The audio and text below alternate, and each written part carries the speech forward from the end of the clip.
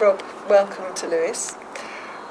First of all, could you tell me about the world's first energy descent plan that you created with your students in Kinsale?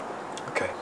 Well, I was teaching permaculture in Kinsale in the west of Ireland, southwest of Ireland. It was the first 2-year full-time permaculture course in the world that we set up there, and it had been running for a little while, and it was people came from all over the world to do this course, but I'd never heard about peak oil at all. The idea had never registered on my consciousness. I'd always thought, it's a long way off, it's not something we need to think about. And so I just taught permaculture from the point of view we need to do this because it's better for the environment. And then on the first day of term 2004, I showed the end of suburbia to the students, which I hadn't seen before either. And Dr. Colin Campbell from the Association for the Study of Peak Oil, who I'd never heard of either, who lived just up the road from us in West Cork, came to talk to the students. So on one day they had this sort of double whammy of peak oil intensive, and I have to say it was as traumatic and shocking for me as it was for all the students.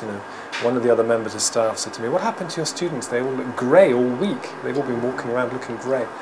And so once we got over the initial shock, we set looking at the town of Kinsale and thought, how can we look at this as an opportunity?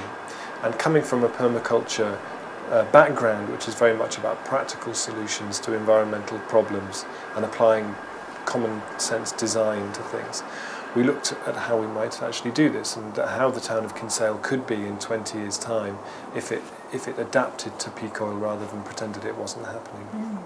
So we started out this process by looking around to see, well, surely someone else must have been doing this already. Someone must have thought of this, and we scoured the internet. We couldn't find anybody who was doing any sort of community preparation for peak oil at all then. So we started looking around Kinsale and looking who were the people who were already doing things in the town, what might that look like, and starting to build a vision of how Kinsale could be with much less energy underpinning it, but as a positive, as a preferable place to be. And that project then ran with the students for 7 or 8 months, and it was really made up as we went along, really. And it produced what we call the Kinsale Energy Descent Plan, which is basically a vision created of how the town could be, and then backcast of how to actually get there year by year. And I think once we'd finished it, we didn't really realise what we'd done.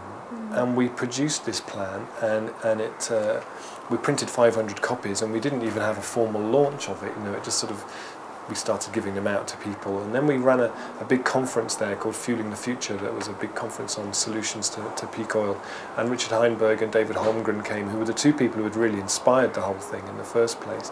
And they had copies, and they said, "My God, this is amazing! This is fantastic!" And so then and then it started to generate a huge amount of interest, and we started to think we were really, we'd hit on something important.